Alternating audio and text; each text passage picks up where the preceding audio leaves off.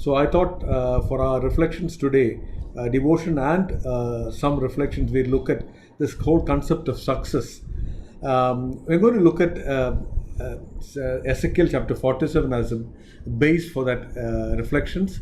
As I was reading through, I realized there are two rivers in the picture in the given. One is Zechariah 14, which the river starts from the temple, goes on to Mediterranean Sea, and Ezekiel 47, there's another river which goes the other side to Dead Sea. So we are going to look at the Dead Sea river towards the Dead Sea, the picture from Ezekiel 47. Now, all of us are professionals who think about our life in ministry, various ways, and we have our own understanding of success, and the world also has its own understanding of success. We look at life as a destination to reach, milestones to accomplish. Sometimes in my own work, I look at numbers, how many countries, how many people are coming in, and upward mobility in positions, roles, responsibility, etc. A few months back, I think I was asking a friend of mine who's a professor in one of the medical colleges. I said, where are you in your journey? He said, I'm an associate professor. And what is your future? He said, in few years I'll be the professor. In a few years down the line, I'll be senior professor. Then I'll be professor emeritus. Then I'll be a retired professor. Then I'll be an ex-retired professor. And I laughed. I said, what does it mean? He said, that is how I am, because the world puts it for you. But I want to look at slightly differently from this picture. This picture of the river from the tabernacle or the temple, the altar, is very interesting. I'm going to read through the whole section. This picture of a small trickle of water standing from the temple, at the entrance of the temple, around the altar, from the eastern side going around and coming down to the south, and then there was this water trickling from the southern side, and prophet is being taken by an angel and being shown this picture. And I want to start with this concept as the first concept to think through. Life is not a destination to reach. Life is a flow, a journey into which we are called.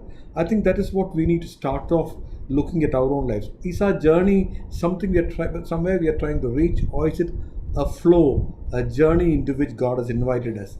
As a young consultant, I was introduced to this Oswald Chambers, my utmost for his highest. This statement has always challenged me in my own journey. He writes like this: we have the idea that God is leading us towards a particular end or a desired goal, but He is not.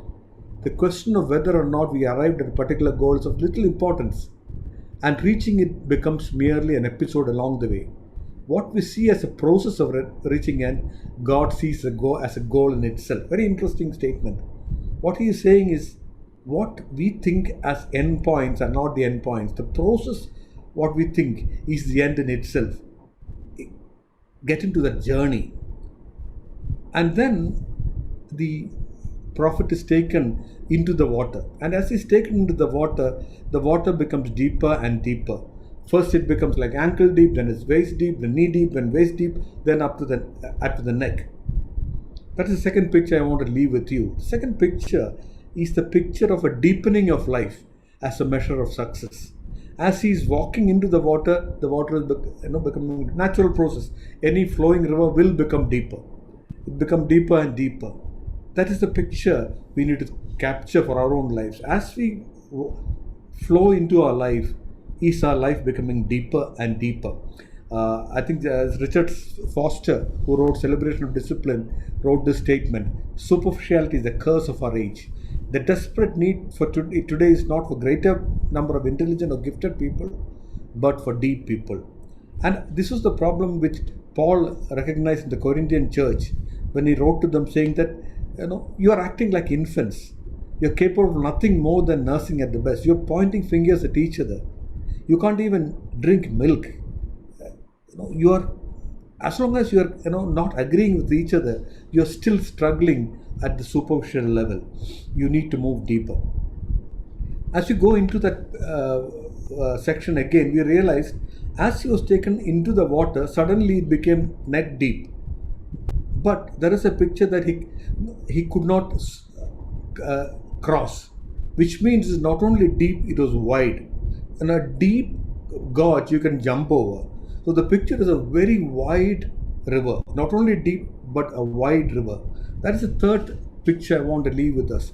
A widening influence of life journey as a measure of success. Is our life like that?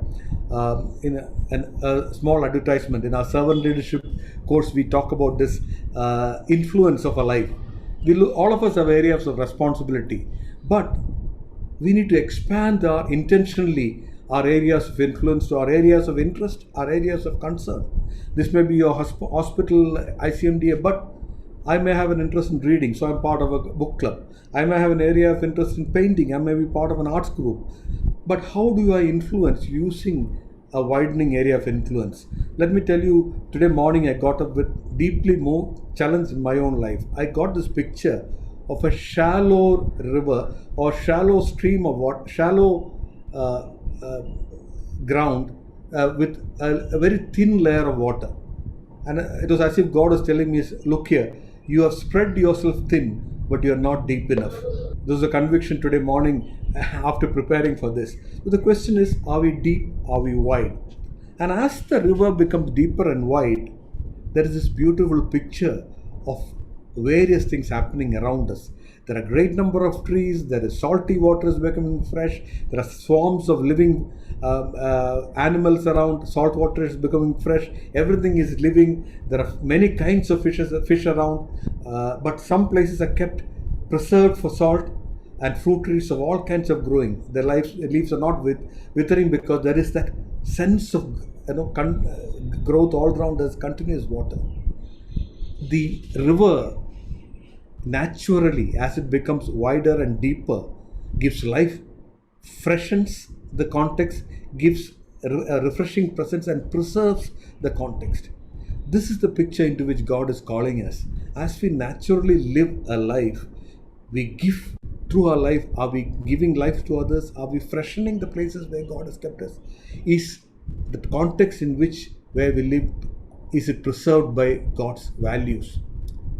And then, interestingly, in verse 8, it talks about the water goes into Arabah and enters the Dead Sea. And once it empties into the Dead Sea, the water becomes fresh. But once it becomes part of the sea, the river has no identity. His identity is lost in the river, in the sea. Once it moves into the sea, it is only the sea. The river has lost its identity. A beautiful picture that are losing identity by becoming part of the sea, by pouring ourselves out. This is success. Success is the destination of losing identity for the sake of the kingdom. Isaiah talks about, pour yourselves out for the hungry, satisfy the desires of the afflicted, then your light will shine. It was Henry Nouwen who looked at Philippians 2 and wrote this interesting statement about downward mobility. He talks that making it to the top, entering the limelight, breaking the record, that is what the world calls us for. The way of Jesus is radically different. It is not outward mobility, but for downward mobility. It is going to the bottom, staying behind the sets, choosing the last place, because that is the way Jesus took. What was the secret of such growth? It was connectedness to the source. Every month the trees will bear fruit because water from the sanctuary flows. It is that connectedness to the source or the sanctuary which made the river life-giving. It's almost similar picture in John 15. Live with me, make your home in me, so that you will produce more fruit. Fruitfulness out of connectedness and rootedness. Fruitfulness out of being popular, being poured out. Now, connectedness is not to God alone, but to each other. As part of a wine, we are all branches of the same vine, single vine which grows together, but we are not a perfect community. Look at what Bonhoeffer talks. The community is not a community of the perfect. We are broken vessels, but consisting of men and women who live under the grace and mercy of God. But in that coming together, prayers are answered, godly character is built, we become changed, fruitfulness happens. And the outcome is Revelation 22. Nations will be blessed. if healing of nations is our dream, we need to be people whose life is a flow. We are not running for a destination. We need to have a deepening life and a widening influence. We need to, through that flow, we should give life, refresh others, and preserve the context, and pour ourselves out, and keep ourselves connected and rooted to the source and to each other. May God enable us to be such a community of people in ICMDA as a team. I'm going to put two sets of questions for us to reflect for the next 20 minutes. The first set of questions is primarily looking at our own life, our own ministry life. Don't try to answer these questions, but use this as a guidance. If you look at your life as a river and reflect, how is the world's view of success different from biblical understanding? How should it change the way we live? What prevents us from that deepening experience and widening influence? And what ways your spiritual journey is taking you into a deepening experience and a widening influence? That's the first 10 minutes. Second 10 minutes, look at your personal life. Look at the picture of river and John 15, the vine and branches. The whole concept of connectedness, obeying Him, fruitful. What does it mean? What prevents us? What are the idols that distract us?